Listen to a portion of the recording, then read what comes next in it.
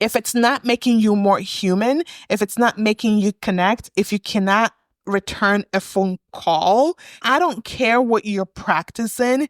If you do not do the work to connect to people, it's null and void to me. As people of diasporic origin, living authentically means delving deep into our cultural legacy burdens. At Rich Poor Aunties, we go beyond financial success, embracing rich insights, truth, and authenticity.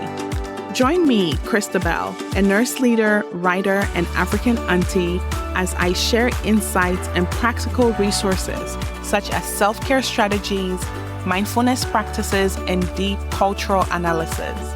Drawing from my experiences overcoming a controlling religious and traditional African background to embracing life as an openly gay woman, I've gathered knowledge to help you live fully and authentically. Each episode aims to help you uncover your subconscious narratives, prioritize your mental health, and nurture a meaningful community that truly reflects who you are. We'll explore how merging our heritage of collectivism with individualism can lead to a peaceful state of interdependence.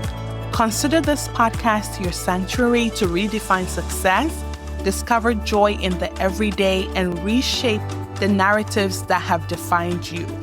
Stay connected and deepen your journey by joining our community on Instagram or engage with our discussions on Substack.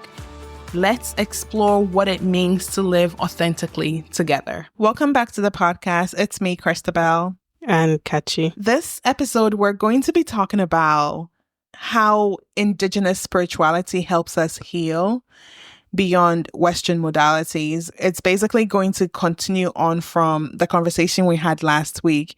We were talking about how there are limitations to Western healing modalities because of its overemphasis on individualism. It can only take us so far. It is a great starting ground, especially if you didn't have language, if you didn't grow up in a culture that talked about healing, indigenous or otherwise. But at some point during that journey, it becomes limiting, especially if what you're seeking is connection and community and relating to people. So what happens when you reach that juncture? And last week, Kachi, you were talking about how you were reading works by different authors talking about Igbo spirituality specifically. Can you talk more about that? When I was diving into my journey to disconnect from the Catholic Church and how my spiritual imagination was so hijacked without my consent, I started to ask myself some internal questions on what are the imaginations that my ancestors had about the unknown, other world, all the things that we speculate as the reasons why we join institutionalized religion systems. I came across Igbo mythology, Igbo astrology, African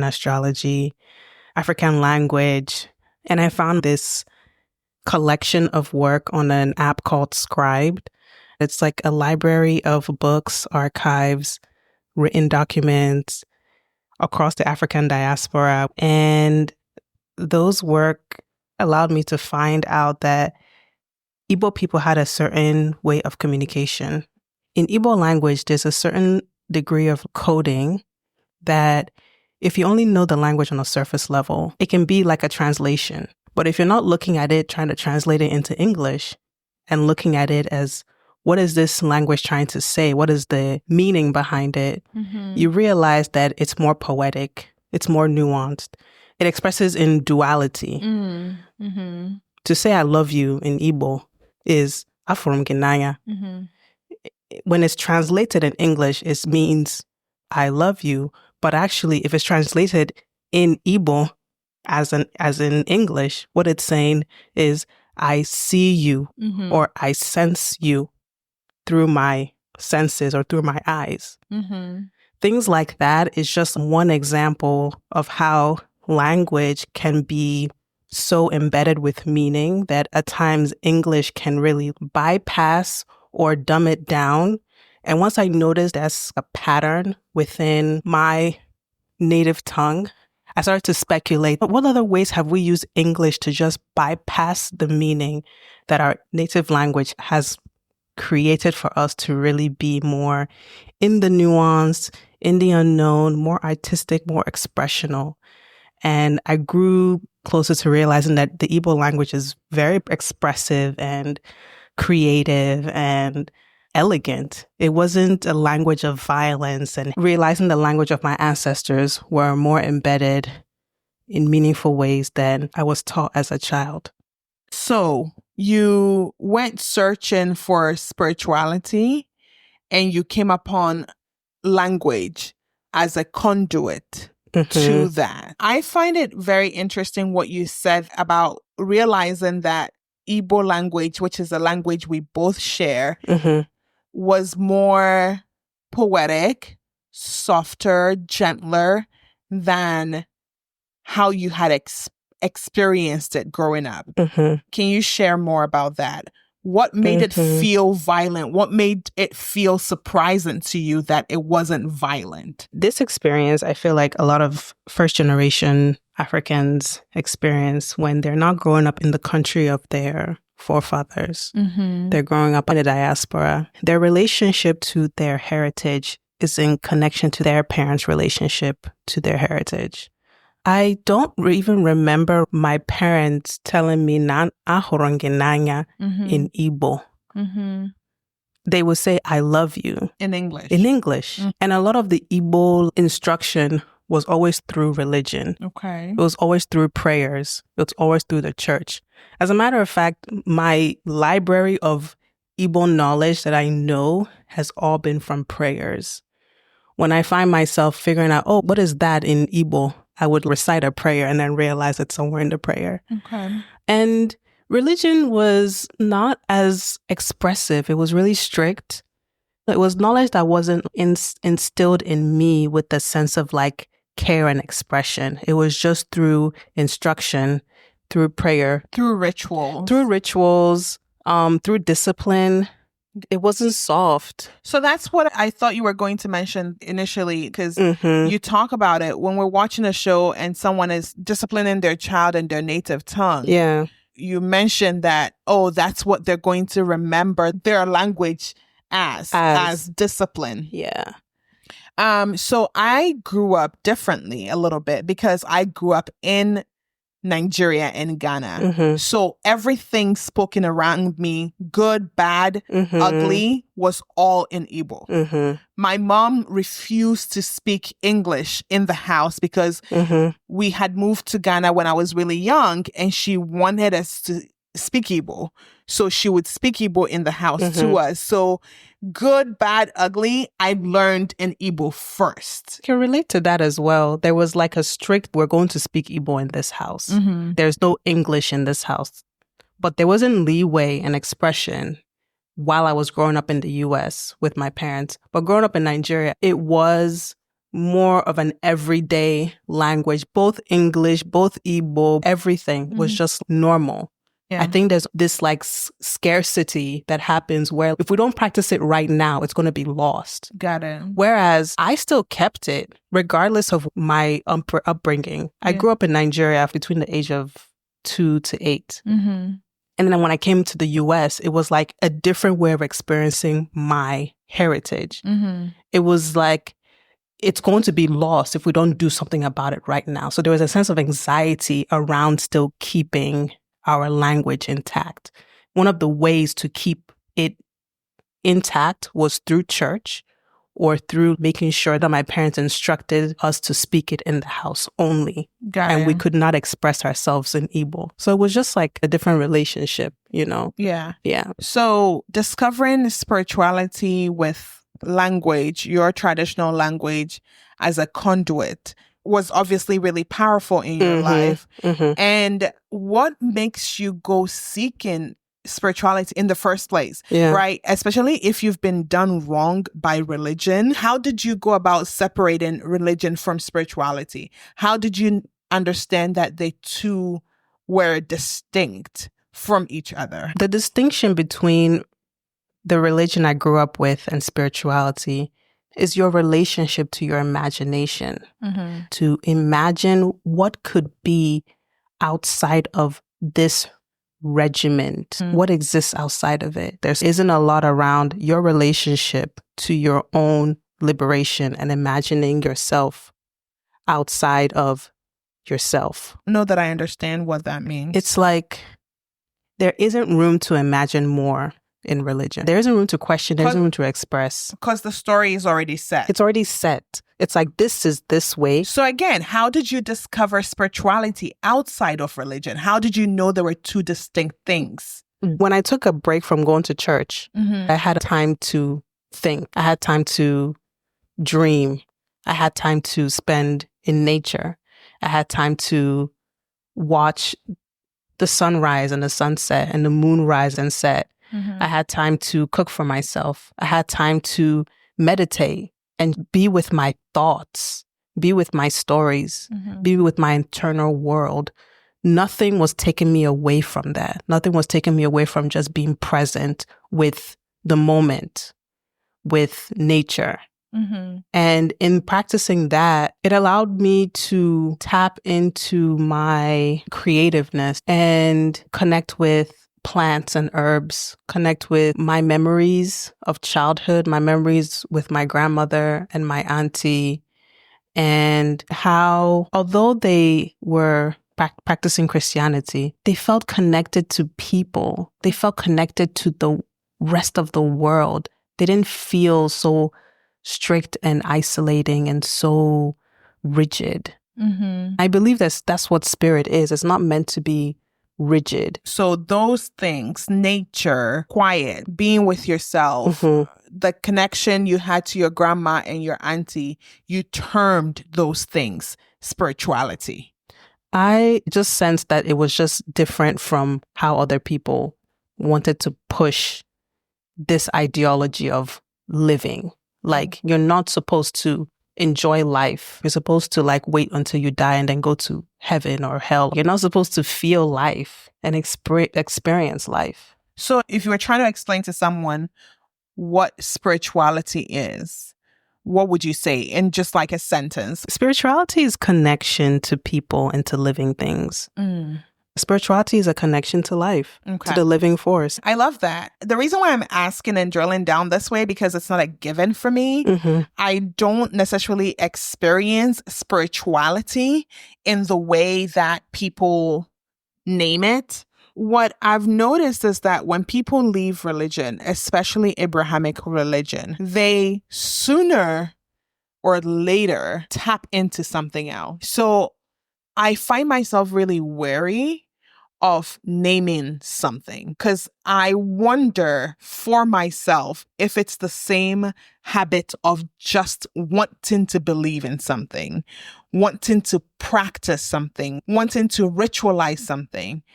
I am surrounded by a lot of folks who will often name that's what spirit says and that's how spirit wanted it. And I find myself very disconnected from that, not necessarily because I don't believe that there's something bigger or outside of ourselves. I wouldn't say it's a lack of belief, but rather just a lack of desire to name it. And that also led into the reason why I want to have this conversation, because if we're saying that African or indigenous healing practices have value in our healing work, especially because colonialism has gate-kept or has led to so much erasure of what traditional African spirituality look like and what many indigenous spirituality look like. What we're recreating or what we're rediscovering, how do we ensure that it is not being tainted by these religions that has been forced down our throat, that we're not bringing in the same dogmatic approach to things that we learned? How are we really ensuring that we are ultimately seeking the healing of self and all, right, in this new practice? Because for me, it's not enough to just separate yourself from church. I don't think that's enough. I think requires a deep unpacking of the conditioning that we learned in those religions, the punitive ones, the ones that seek to say, if we don't perform this ritual this way, we're not doing things right. If we don't wear white on this day, we're not doing things right. If we don't wear these many beads, or if we don't have an altar. But here's the thing, no one will explicitly say, like, not doing these things is okay. But in practice, I can sense from relating to them that if you're not talking the same way they're talking, if you're not acknowledging spirit, if you're not acknowledging your ancestors in this very particular way, if you don't have an altar, it's a little less than, you know? I can totally understand where you're coming from. And like, we're recreating the same trauma and dogma that we were just leaving. Because, yeah, we're existing post-trauma. Yeah. So in the ways that people are expressing, finding spirituality, and it's still almost reflecting where they left, I feel like it kind of makes sense for that to even exist, because that's just a human condition. Even as you're saying that, it just makes me realize where my unique privilege comes in. I'm not so swept up with rituals and naming spirit and disconnecting from humanity. I am really trying to find the middle ground between relating to spirit and also being human, because of how important relationships are for me with other people, with the land, with my emotions, with my memories, with my past, and knowledge that has been passed down. And I feel really grateful that I know a mother tongue that gives me access to understand meaning and the nuance and the unknown. So I'm less intrigued by shiny things, because I was at one point like that. And I said, you know what? I don't want to recreate this in the ways that I pursue my expression of self and of my nature, my essence. I like your definition of spirituality. And when I'm talking about indigenous practices and specifically African spirituality, that's what I'm interested in. How did it help us connect better to self? I'm not interested in which gods to worship, or who to make obeisance to, or who to sacrifice XYZ to. I'm not interested in living in a liminal world or in a spirit world, whereas I'm obviously in this realm, in this capacity for a reason. So I'm interested in, as I live on this earth, what can I learn from past knowledge, from my ancestors, on how to relate better to the land, on how to relate better to myself, on how to relate better to other people? That is more interesting to me than wearing whites or having an altar. Because for me, I understand that is a necessity for so many people, but I too often see people who are engrossed in spirit and living in that realm, that their real life, their actual humanity is not displayed in the way they relate with people, in the way they relate to themselves and to nature. Yes, that's a critique I have of it, because I do think it's once again Western and whiteness influencing how we practice these sacred indigenous realities, you know? So then my next question for you is, how does indigeneity influence your healing? How does indigenous spirituality, indigenous knowledge, indigenous wisdom, how does it make you remember that you are connected to other beings and to nature, and it's not just about you being emotionally regulated or having a calm nervous system? My deep dive into relating with nature and with self and with humanity is through practicing microdosing medicine. I have been microdosing psilocybin mushrooms since 2020. And at first, I didn't have a trip. I didn't go somewhere. I didn't hallucinate.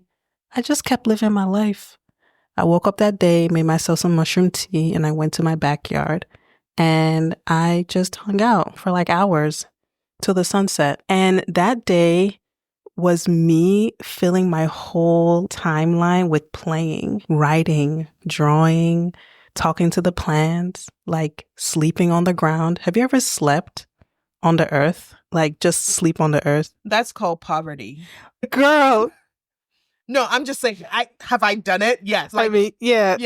A lot. It is the same thing, though. I know. Yeah, it is. I grew up with my grandma. Mm-hmm. I spent every holiday with her in the village. She lived in a mud hut. We slept on the floor. Yes. So yes, have I ever slept on the earth? Yes, I have. That's spirituality. Okay.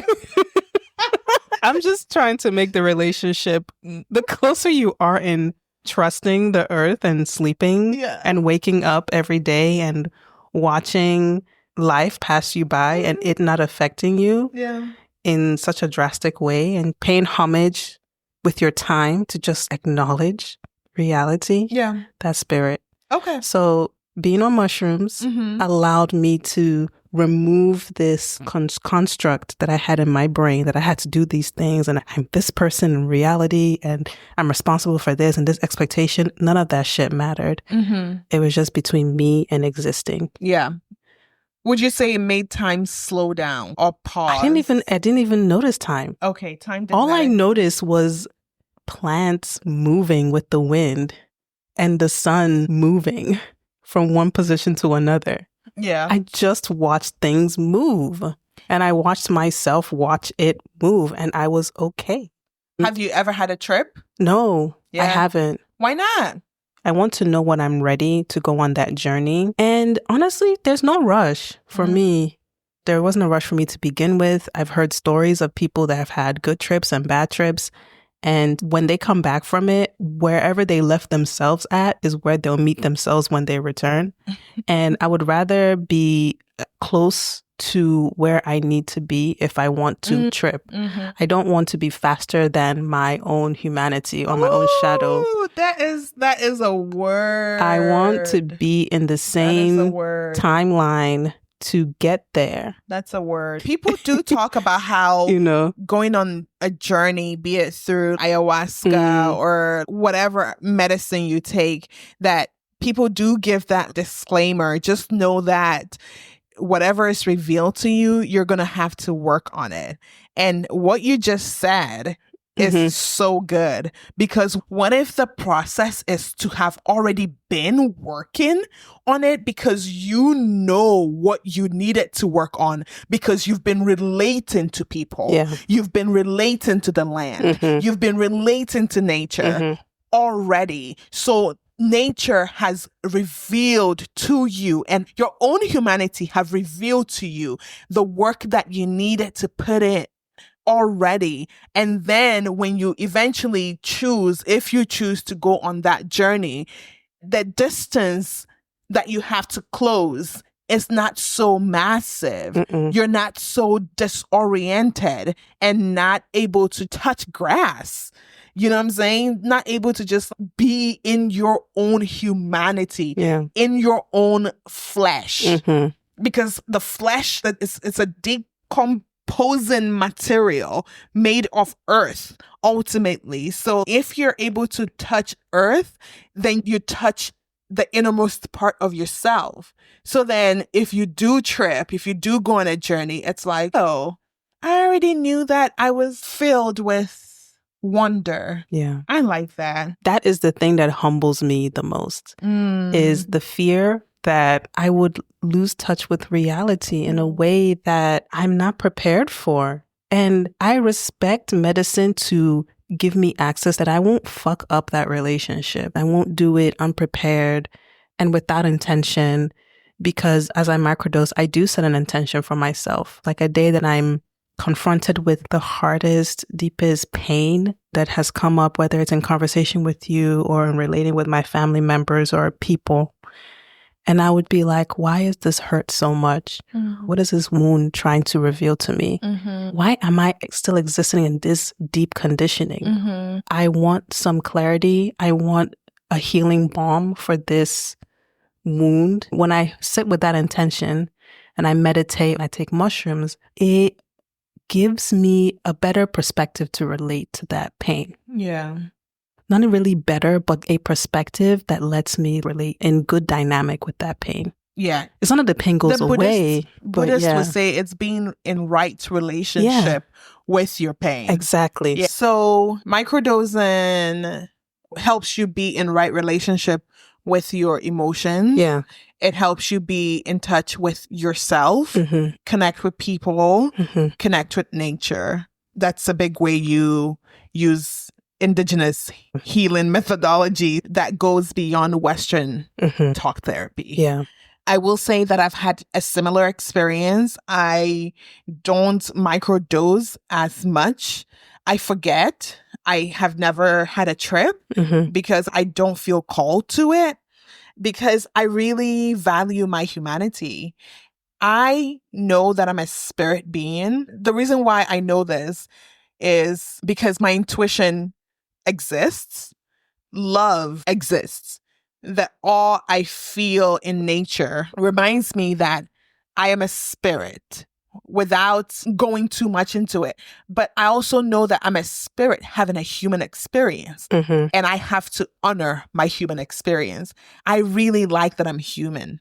Even the pain of it, the sorrow of it, the heartache, the trauma, all of that. I love being present with myself and with others. I don't need to escape. I'm sure they wouldn't see it as that, those who are constantly in that space. But for me, that's what it would amount to. I just want to be with people. I want to be present. And I want to use medicine only as far as it allows me to deepen my connection to my humanity. Yeah. Not to help me escape it. It's what grounds me. It's how I seek connections with people. It's how I love myself and begin to love people, because that's the thing people don't talk about much.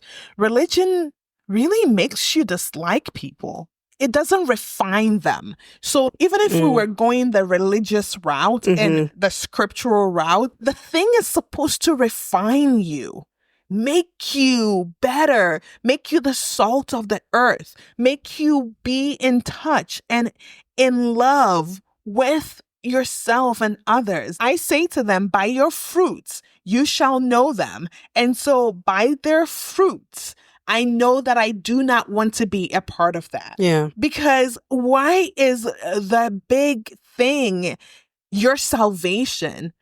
I think that's what Western therapy does too.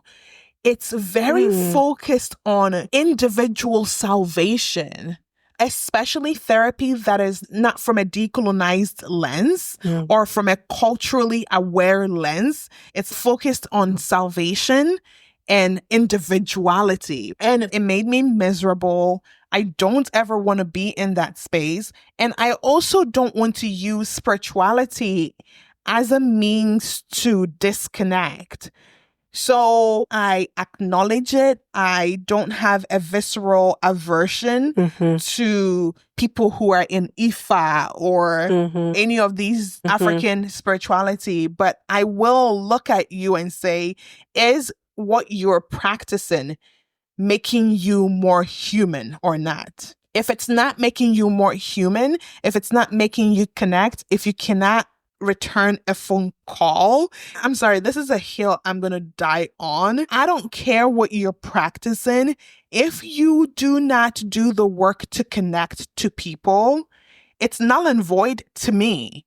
Of course, I am not the chairman of the world. So maybe if something is null and void to me, it doesn't really matter in the grand scheme of things. But to me, it matters. And even having said that, I do understand the value of rituals. Even when we're looking at it through the Western lens and we're trying to create habits.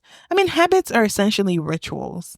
right? How does rituals help you in wielding indigenous spirituality and healing modalities? Some of the rituals that I like to partake in is connecting with water in all forms. I like to drink water.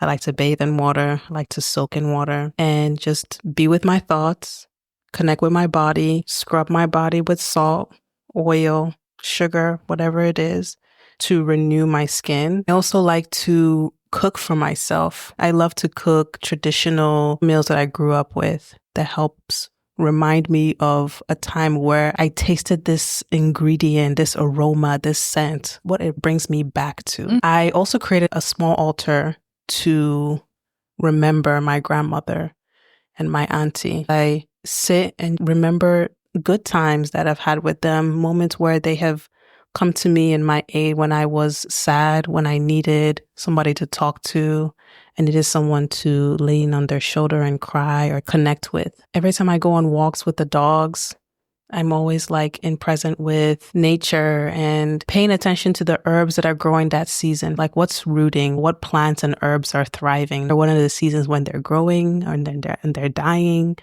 or they're shedding their leaves. Those kind of rituals for me is like making note of the everyday moment. It's not always this big thing. It's the little things of like an act of remembrance and paying homage. Yeah. And it's whenever I feel called to do it, I do it. Yeah. Thank you for sharing that. I think sometimes there can be a feeling of not good enough or imposter syndrome. When I watch people in the West, people of the diaspora practice different African traditional religions. And even though I grew up in Africa, I often feel like I just don't understand this. I don't understand it. I don't connect to it. I don't feel connected to it. For instance, let's say I was to pick up Ifa. I don't speak Yoruba. Me either. I don't know either. I can't imagine worshiping in a language that I don't understand.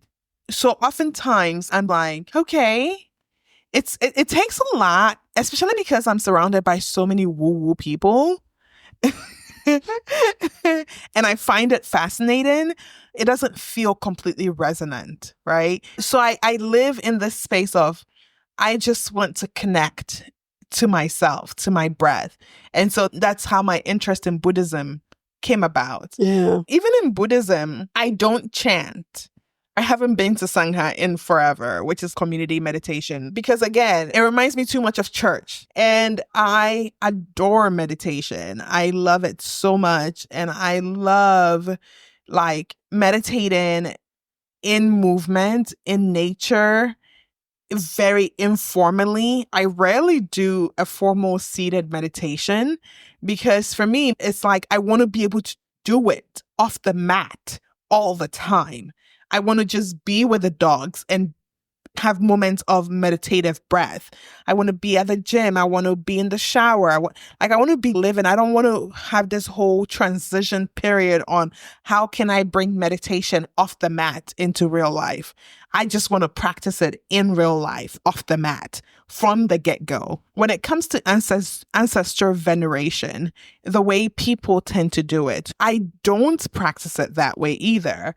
I think about my grandma a lot. I think about her often. I have a picture of her because I know her. I'm in touch with her. I feel really connected to her. I remember the lessons she taught me. I remember the feelings I had when I was around her. I remember the foods I learned to cook in her kitchen. And so that is the way I honor my grandma or other ancestors I feel connected to. It feels like a very practical thing. It's less like ephemeral. And it's not because I don't honor the woo. It's that I don't need the woo. So how do you define spirituality? I don't know that I have a definition for it. I don't even know that it exists.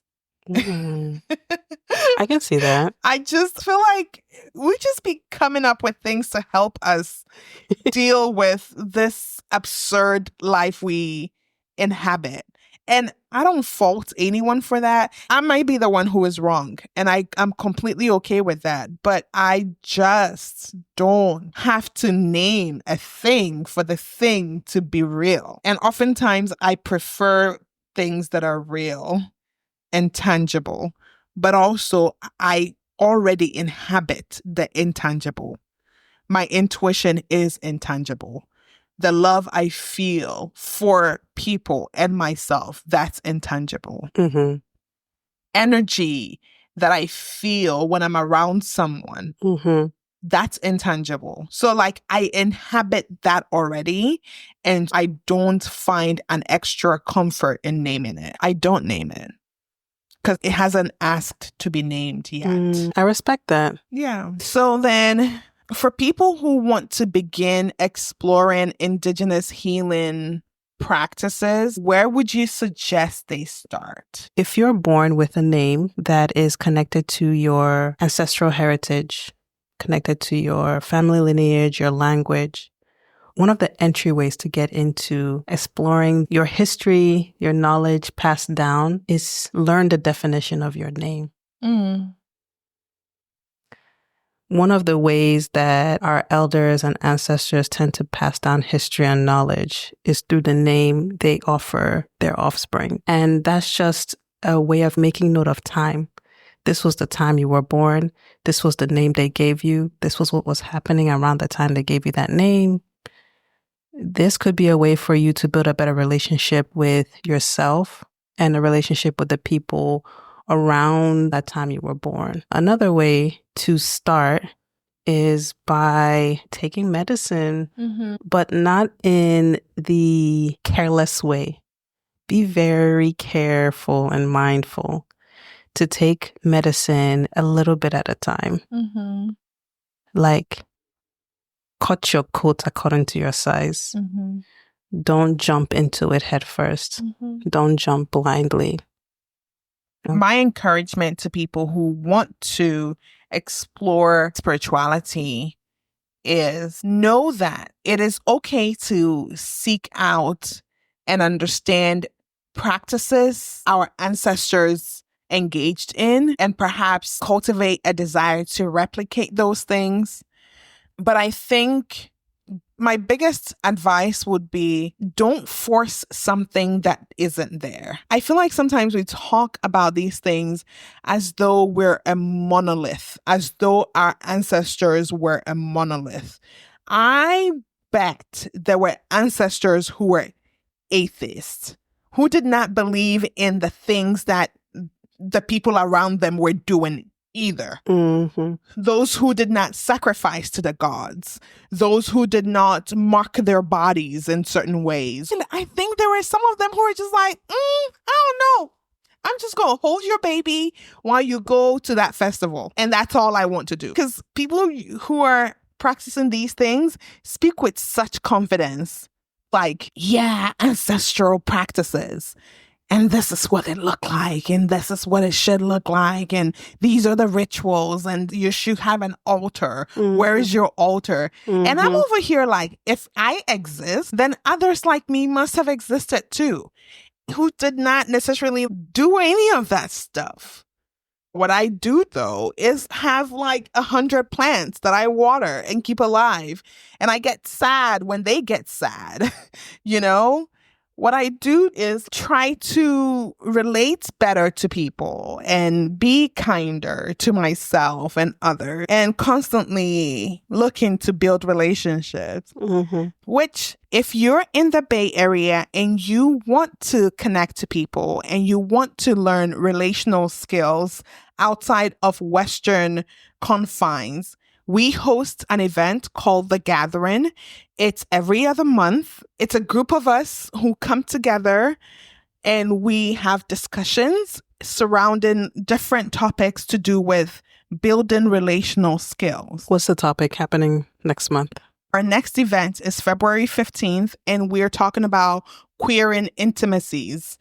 how to unhook and unmap from patriarchal and Western ideas around relationships, platonic, romantic relationships. Tickets are live. Check out Eventbrite. Check out our Instagram, Christabel Minta Galloway, Rich Queer Aunties. You will find a link to get you a ticket. We're going to include it in the caption for this podcast. We would love to have you. It's a wonderful time. Kachi makes amazing drinks. She's a mixologist, and we just have a fabulous time in our Oakland loft. Our last event was in December, and it was absolutely phenomenal. So if you want to deepen connections and have conversations that are healing and gain some real life skills, come through.